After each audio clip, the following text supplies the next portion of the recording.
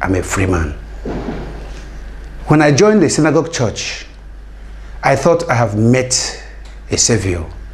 But unfortunately for me, I didn't know I have started my journey into hell. I joined the evangelical class. My performances there took me to Ghana in the 1997 crusade. When I came back from Ghana crusade, the reports TB Joshua got about me and my performances there brought me closer to him. And I was advised to join the disciple by his agents. When I joined the disciples, I was surprised at what I met there. It was a concentration camp, but there is no power, no force as strong as brainwash. I was gradually brainwashed into living without eating meat, without eating fish. I was gradually introduced into humiliating people. I was gradually introduced, in fact, imagine such instances like a lady is being accused of committing fornication, which were all lies. And the lady was brought out before all the disciples, naked, and pepper was grinded and mixed with water and inserted into her vagina. She almost went mad. TB Joshua would engage all known mind control techniques to keep his disciples in check. Sleep deprivation was his standard, and the cruel punishments he meted out for the slightest offenses were calculated to induce fear. Snitching was the order of the day, and he had the ability to disorientate the best of men. Disciples dared not converse freely for fear of punishment. Gradually, the disciples will be led into working out his deceptions to fool the public, becoming tools in his propaganda machine. I was made a prophet in June 12th, 1999, on his birthday. From then, the powers invested in me increased. I became a terror to co-disciples. People run away from me because I will do whatever he asked me to do. Any disciple he asked me to slap, I will slap. We were being caned with koboko, with cow tail regularly. Without, all our bags were filled with scars. So this is what we continued. We aided him. People were being tortured to some extent that you cannot talk, suffering and smiling. Before the congregation, you will be smiling, but at the back of the congregation, because you cannot say anything, you have been brainwashed to believe that TB Joshua is the Lord. That even if you offend him in this world, you will still meet him in heaven. Prophecies were informations given to him by members, information given to him by workers, disciples. When we get people at the gate, if you have been there before, you will see in the morning as early as 4, 5, people will gather at the gate. 4, 5 a.m. people will gather at the gate. Right at the gate there, we interview people, screen them, they tell us their problems and everything. These are things, those who allow inside, these are things we will take to TB Joshua, and that will form the basis of his prophecy. Sometimes we will gather people and ask them to write their problems. They will write their problems and we'll carry it to the old site, to one of his prayer grounds, and keep it there for him. He will keep reading it. After about 2 to 3 months, he will come out, those things he read from those people's problem, he will come to predict them. He will come to prophesy them. People from overseas, the same thing. About the healing, the so-called miracles. Miracles of what we call miracle of crippled people. I bought 4 wheelchairs for TB Joshua in the church. What we call miracles of cripple healing, like that of Mr. Maxwell EJ, that wheelchair was bought by me. Maxwell EJ got drunk, and when he was stepping down from his story building, he fell off and hit his waist. And he had a sprain. When he came to us, we now brainwash this man that unless he sits on a wheelchair, he will not gain the access to see the man of God. And we brainwash the whole family. You can imagine how powerful the game of brainwash is. And you see people crying, begging him as if that cry, they started from home. Why the show? Why do we have to show the whole thing? How they are crying, begging him, Papa, please help us. All those things are manipulation. I bought the wheelchairs. That wheelchair that Maxwell used was one of the 4 wheelchairs I bought. There's a woman we also call Mama Jaye from a place called Bini in Nigeria. I bought the wheelchair. The wheelchair again for Hyacint. Well, these 4 wheelchairs were being recycled among all the whole people they bring. When they bring you, we will brainwash you to sit on wheelchair. are we talking about? What are we talking? So many things. What we call cancer. Those things are not cancer. If you want to prove this, in later times, when some Americans came and discovered that those things were not cancers, they started writing against us. And we turned the name. We no longer call them cancer. We call them leg ulcers, body ulcers. No longer cancer again. Those things you see we bring out there are wounds. Some of them are wounds sustained from bike driving. Some are accidents. Some are fire burns. Some are gunshots. Different kinds of things. And these things are fresh. Things that will heal with time. If you come to the emergency in the morning as early as 5:30, you will see that the main cancer people are being discharged at the gate and brought in those with fresh wounds. The things you call cancer of the breast is not cancer of the breast. They are mostly women nursing babies. That thing is not cancer. It is abscess. Abscess of the breast, maybe because of the pressure, because of the, that is abscess. I can explain this to you. You have to look at those pictures very well. You will see those things are not cancers, they are abscesses. What if they had also gone to a normal hospital? That thing will be removed. There are so many things we did with TB Joshua.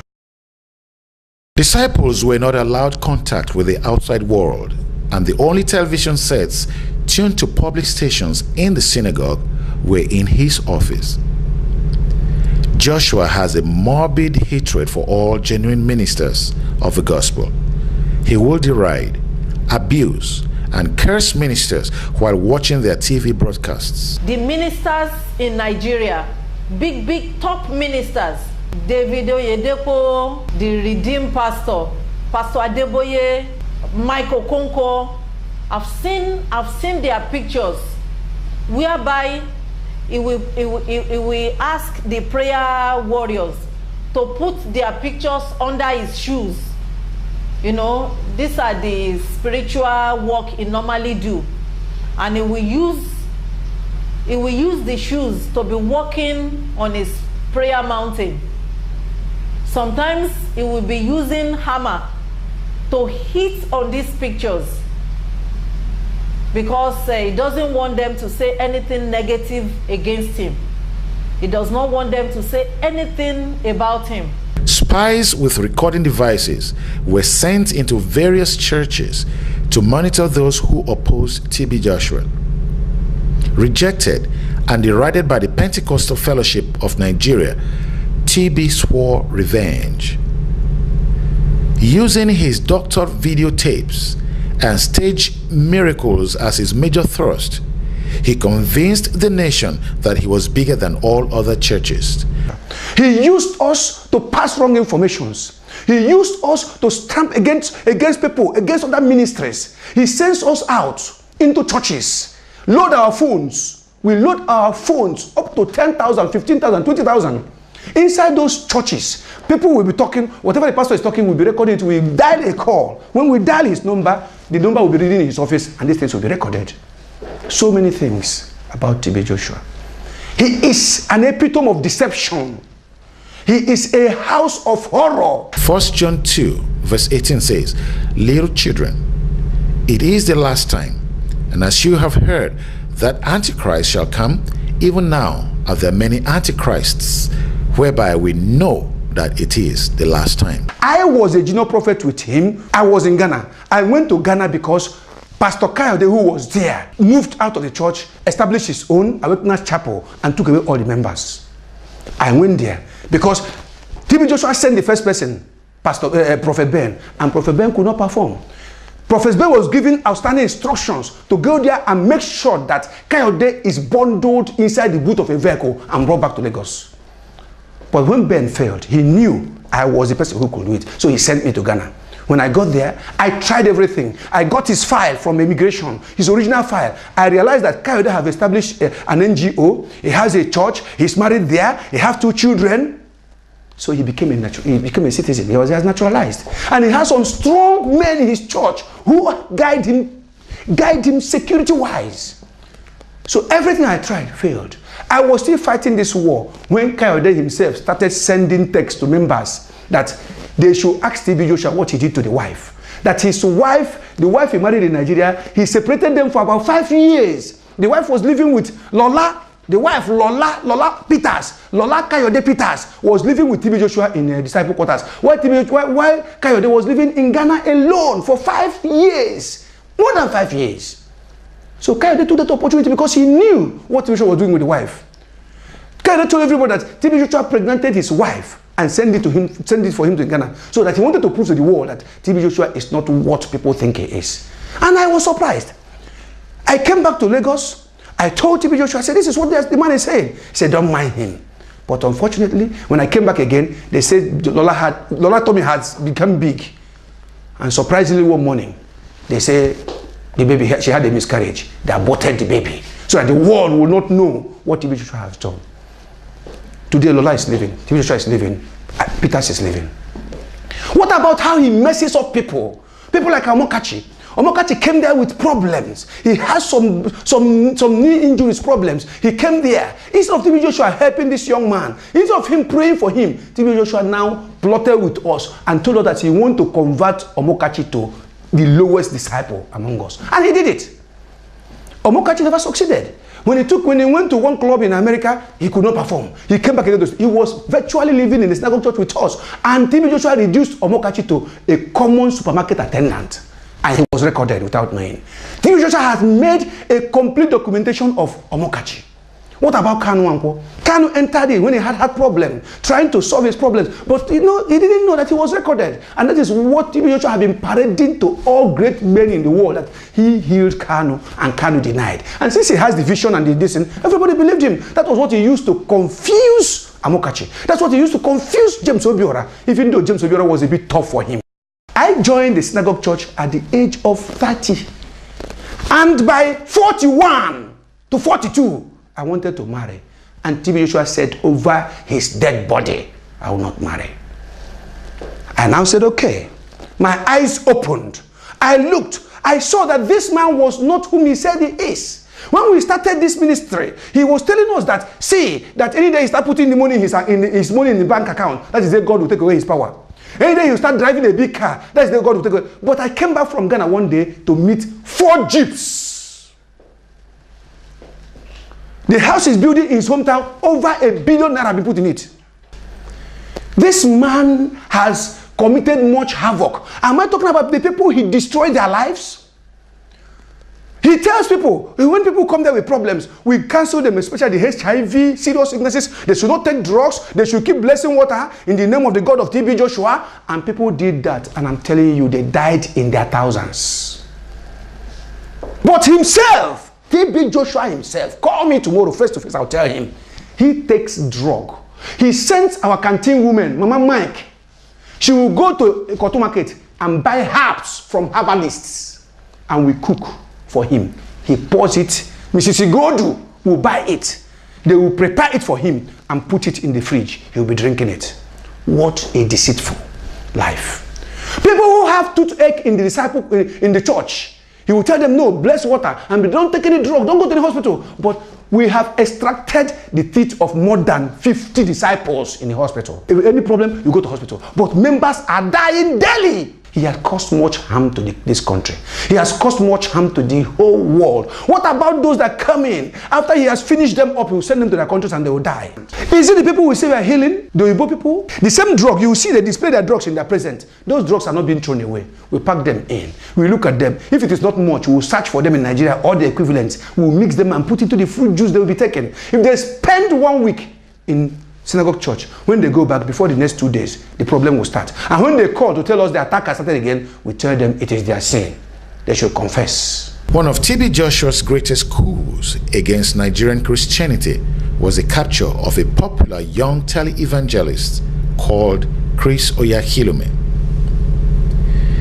The disciples recall all details of how TB Joshua plotted, lured, and enticed the minister, fooling him completely.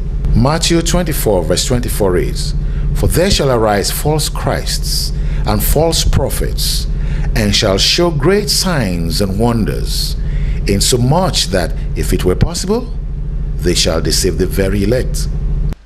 What about manipulations? What about creating confusion in the Christendom? The case of Chris Oyakhilome was a sample case. He gradually tripped to Yakilume to come and visit him. He first put up a call to Yakilume. He put up a call to Yakilume after seeing Yakilume on television. Yakilume picked the call, answered it, and thinking it's a good gesture, promised to come and visit TB Joshua first. And when he came, we organized all our journalists, we put camera everywhere, we recorded Yakilume even up to the last step he made. We want to use it to send the message across to the Nigerian Christian world. We want to send it to PFN. We want to send it to CAN so that they will know if TB Joshua is a demon, why then should people like Chris, whom they recognize, be his friend? TB Joshua courted the Nigerian press and has many hungry news reporters on his payroll. A lot of the reported benevolence is highly exaggerated, and the press was often used as a tool for reverse psychology, printing crazy stories to lure people and buy sympathy for the synagogue. TB Joshua's freakery became so effective that many of the Nigerian elites have become ensnared. From governors to high-level police officers, TB has a following that is outstanding. Presidents of nations, multi-millionaires, and many international figures are among the list of his victims. James 4:4, ye adulterers and adulteresses, know ye not that the friendship of the world is enmity with God? Whosoever therefore will be a friend of the world is the enemy of God. Second time again, we invited him when we were having what they call the blood of Jesus. That was the time they brought in one man, Dutchman, Mr. Westerhoff.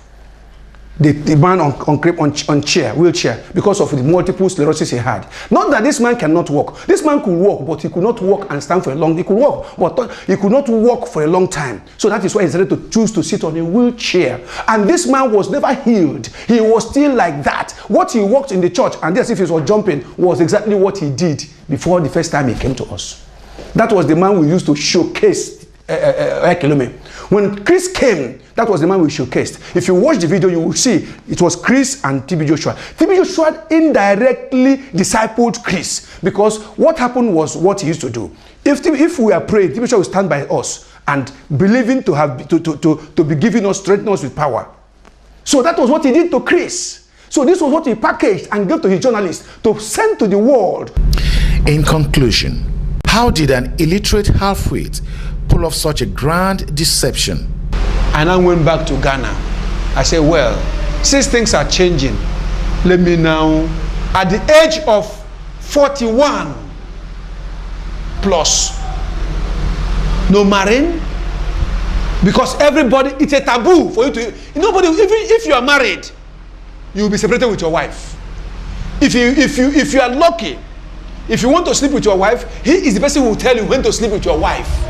He will tell those in disciples who are married and their wives are living at home and while they are in the quarters, he will tell them when to have sex with their wives, either once or twice in a year, and he will give them pass to go and sleep with their wife and come back the following morning. So if you try that without his permission, you are in trouble. That is tantamount to rebellion. You are rebellious. Even you will not. Where will you see your wife to sleep with? Where will you have chance? Nobody is free at a time. Everybody is monitoring everybody. So you have no 1 minute to hide. So things changed. If you go to Synagogue Church as I'm talking now, you will see women there, you see ladies there who joined him at the age of 15, 13, 14. He disvirgin all of them. He has been sleeping with all of them. They are now 35, 40. Some of them are 35 to 38. Some are 31. They are not yet married. They are just there for his luxury. He sleeps with them, does anything he likes with them till today. So when I got back to Ghana, I said, no, I need to marry. I met with a young lady I wanted to marry. She was a journalist that worked with GTV, and she was a journalist. She's a reporter, and she worked with Savi, the United Nations body. So I met her. We talked and we agreed. The father was the father of the girl was the regional minister of Volta region. A very wealthy family and good girl, educated girl. I saw her and I prayed. I said, okay, I better go home and tell TB Joshua that I've seen somebody I want to marry. When the girl agreed, I came back to Lagos. I told TB Joshua that I want to marry. heaven was let loose. Immediately, somebody else was sent to go and replace me in Ghana. While I was